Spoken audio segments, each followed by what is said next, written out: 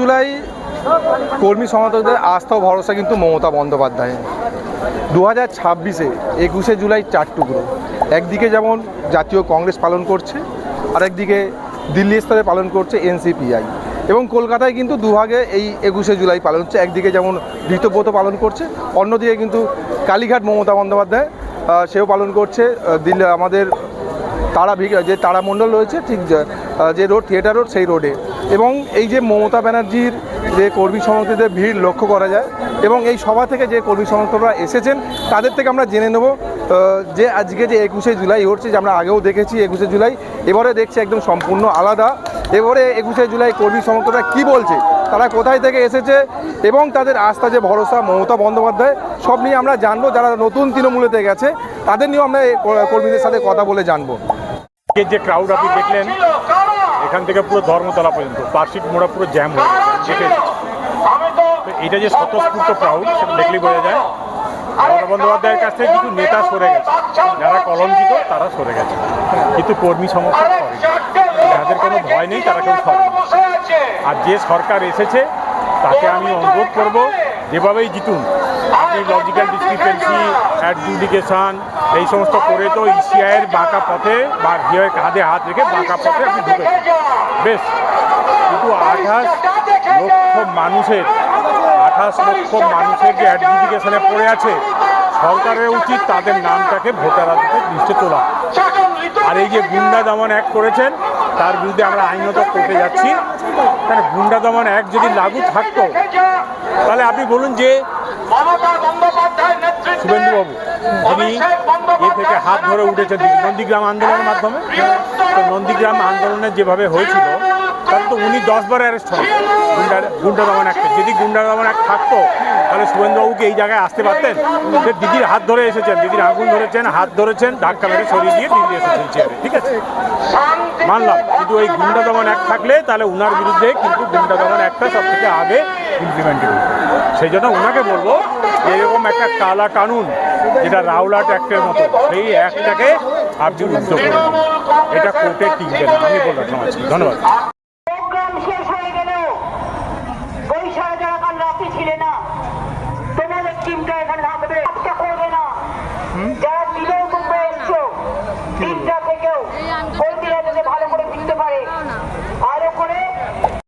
আজকের এত কিছু সারা বাংলা জুড়ে যেভাবে আমাদের প্রতিটা কর্মীর ওপরে যেভাবে এখানে অত্যাচার হচ্ছে, তারপরেও আমাদের মনে হয়েছে যে এই সময় যদি আমরা সুসময় দলের সঙ্গে থাকলাম, আজকের দল সরকারের দুঃসময়, এই সময় যদি আমরা দলের সাথে না থাকি, তাহলে দলের সাথে এনে দ্বিচারিতা করা হবে।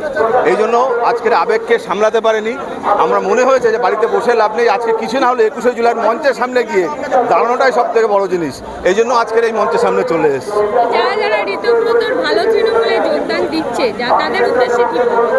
দেখুন, জানি না তারা কেন যোগ দিচ্ছে, আপনারা, আমার মনে হয় সেটা নতুন করে কিছু বলার নেই। বাংলার প্রতিটা মানুষ জানে তারা কেন যোগ দিচ্ছে। কিন্তু আমার মনে হয় রাজনীতি করতে গেলে নিজস্ব একটা দরকার, যে আমরা সঠিক কোনটা বেঠিক কোনটা এটা যদি জানতে না পারলাম, আজকের ঋতব্রত যারা দলের ওখানে যারা জয়েন করছে, তারা আমরা জানি তাদের সব পিছন টান আছে, তাদের কোনো দুর্বলতা আছে, তাদের দুর্বলতা ঢাকার জন্য তারা আজকের ওখানে যাচ্ছে। আমাদের কোনো দুর্বলতা নেই, আমরা মানুষের জন্য কাজ করি। আমরা যতদিন বেঁচে থাকবো মমতা ব্যানার্জির সঙ্গে থাকবো, অভিষেক ব্যানার্জির সাথেই থাকবো। তার বাইরে আমরা কোনো ঋতব্রতকেও চিনি না, কোনো সাংসদ, কোনো এমএলএ, কাউকেই চিনি না। আমরা মমতা দিকে চিনি, মমতা দিন যেদিকে, আমরা কর্মীরা সেই দিকে। আমার জন্য সব দিদির মতো চলে গেছে। দিদির সঙ্গে ছিলাম, দিদির পেছনে যাচ্ছি, সারা জীবন থাকবো দিদির সঙ্গে। আমি অত নিয়মিত পার্টি হতে করি না, কিন্তু দিদিকে খুব ভালোবাসি আমি। ওই জন্য দিদির জন্য পুরীতে এসছেন কালকে, ওখান থেকে দিদির কাছে আসেন দেখা করতে, দেখে খুব ভালো লাগে। দিদিকে দেখে এই ডোর নিয়ে এসেছিলাম, দিতে পারলাম না দিদিকে, এত ভিড়ের মধ্যে দেওয়া গেল না। এই ডোরটা নিয়ে এসেছিলাম, দেবো বলে পারলাম না, কপাল খারাপ আমাদের, আর কি বলবো। যারা গদ্দার, ওরা চিরকালই গদ্দারি করবে, ওরা চলে গেছে। মমতা ব্যানার্জি, আমরা কর্মীরা শান্তিতে আছি। জয় বাংলা, বন্দে মাতরম, মমতা ব্যানার্জি জিন্দাবাদ। থেকে আছি মমতাদির সঙ্গে রক্তদান করছি। এটা বছর পিটিএম মিলছে সত্যি থেকে আসি। মমতাদি জিন্দাবাদ, মমতাদি আছে, মমতাদি থাকবে, তার সঙ্গে আছি, জীবন করে যাচ্ছি, বাংলায় লড়ছি, লড়বো, লড়ে থাকবো। ঠিক আছে, একটু করে যুগ দিও, মমতাদির যুগ দিও। আমি এসছি দমদম থেকে, ঠিক আছে, আমার নাম সবিতা সিং। কি আমি আর বলবো, এখানে আমরা দিদির ভালোবাসা এখানে এসেছি, দিদির ডাকে আমরা এসেছি। কিন্তু এখন এই যে প্রশাসনগুলো যে ডিস্টার্ব করছে, একটা ভালো মহল চলছে। ওনারা 2,500 লোক বলেছিল, আপনিও দেখতে পাচ্ছেন যে কত এখানে লোক হয়েছে। আমরা আসছিলাম, আমাদের গাড়ি দ্বিতীয় সেতু আটকে দিয়েছে, এখনও 5-6টা বাস ওখানে আটকে পড়ে আছে। দ্বিতীয় সেতু ক্যাই রোড, প্রশাসন আমাদের আসতে দেয়নি। আমরা বাইক নিয়ে কোনোরকম ওখানে বেড়ে চলে এসেছি। তো আমরা এসেছি এখানে দিদির জন্য, খুব ভালো লাগছে। আর আমরা দিদিকে ভালোবাসি, দিদির কর্মী। এতটুকু। আমার নাম হচ্ছে কলিম লায়েক, আমার বাড়ি হচ্ছে বনস্পুর লায়েক পাড়া। আমার মমতাদি জিন্দাবাদ, আর কেউ নাই, বিপক্ষে আর কেউ নাই। ওগুলো আমরা চিনি না, আমরা মমতাদিকে চিনি ছাড়া আর চিনি না। যমুনা অধিকারী করেছে বলে সমস্ত কর্মীরা ঝাঁপিয়ে আজকের এই মঞ্চে বা এখানে এসছে। আপনারা রিপোর্টিং করে দেখুন কত মানুষ এসছে, তাও হাই আপনারা দেখুন না, প্রচুর মানুষ। 2,500 পারমিশন রয়েছে, 2.5 লাখ চলে গেছে, প্রায় 25-30 হাজার এরকম লোক হবেই হবে। তাও তো গাড়ি দিদির পাশে আছি, থাকবো সব সময়ের জন্য, দিদির সাথেই আছি। আমরা চাই আগামী দিন এই দিদির সাথে লড়াই করে আবার কি করে এই তৃণমূল কংগ্রেসকে এই পশ্চিম বাংলায় আবার ক্ষমতায় আনার জন্য আমরা সকলে আছি, তাই তো সকলে। জয় বাংলা, জয় বাংলা। কালীঘাটে তৃণমূল বলে কিছু নেই, মমতা ব্যানার্জি তৃণমূল, তৃণমূলই মমতা ব্যানার্জি। আমরা দিদির ভক্ত, সারা জীবন দিদিকে দেখে ভোট দিয়ে এসেছি, দিদিকে দেখে কাজ করে এসেছি পার্টির জন্য। আর সারা জীবন আমরা দিদিকে দেখেই কাজ করি। আর তার উদাহরণ দেখতেই পাচ্ছ, লোক কোথায় লোক আছে, জনগণ কাকে ভালোবাসে দেখতে পাচ্ছ। আর ওরা পুজো করে উপোস করে এসেছে, তাও এসেছিলাম, ভোট নিয়ে আসলাম, ভোটটা দিতে পারলাম না। আমরা এসেছি, দিদিকে ভালোবাসি, দিদিকেই ভোট দেবো, আর দিদির পাশেই আছে। যারা যারা ভালো তৃণমূলে যোগদান দিচ্ছে তাদের উদ্দেশ্যে কি? তারা তো বেঈমান, তারা তো দিদিকে ভালোবাসে না বা পার্টিকে ভালোবাসে না, তারা নিজেদেরকে ভালোবাসে। তারা ইনডাইরেক্টলি তো বিজেপিতে চলে গেছে। তা আমরা তৃণমূল হয়ে কী করে বিজেপিতে যাব? বিজেপি তো আমাদের দেশের কলঙ্ক, আমাদের রাজ্যের কলঙ্ক, সব কিছুর কলঙ্ক, পুরো দেশটাকে শেষ করে দিচ্ছে। মানে এডুকেশন থেকে শুরু করে সব শেষ করে দিচ্ছে। আর এর থেকে তো কিছু বলার নেই যে তারাও ইনডাইরেক্টলি বিজেপিতেই চলে গেছে। আমরা টিএমসি, কালীঘাট বলো যাই বলো, টিএমসি মানেই দিদি। আর জয় বাংলা, মমতা ব্যানার্জি জয়, অভিষেক ব্যানার্জি জয়। আসার একটাই কারণ, আর একজনের মুখের দিকে তাকিয়ে আমরা এখানে আসি।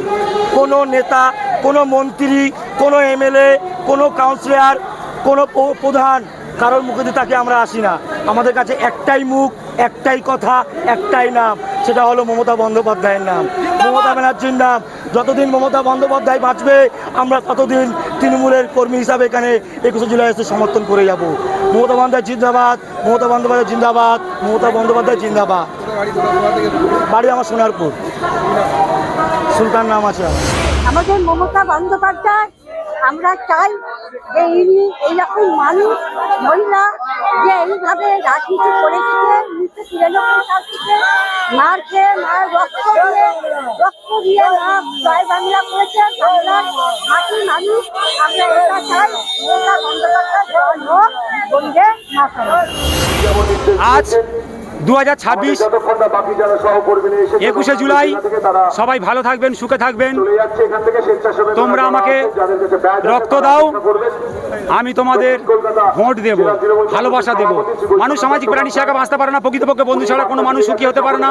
কিন্তু সত্যিকার স্বার্থপর মানুষদের কোনো বন্ধু জোটে না, কারণ ভালোবাসা দিলে তবে প্রতিদানে ভালোবাসা পাওয়া যায়। আমরা মমতা দিদিকে ছাড়া আর কিছু জানি না, কিছু বুঝি না। এক মমতা, এক মমতা, এক মমতা। এই 2031-এ মমতা আবার মুখ্যমন্ত্রী হয়ে আসবে। বাবা লোকনাথ আমাকে বলেছে, সেইটা আমি তোদের বার্তা দিতে এসেছি। মমতা ব্যানার্জি 2031-এ মুখ্যমন্ত্রী হচ্ছে। জয় বাংলা।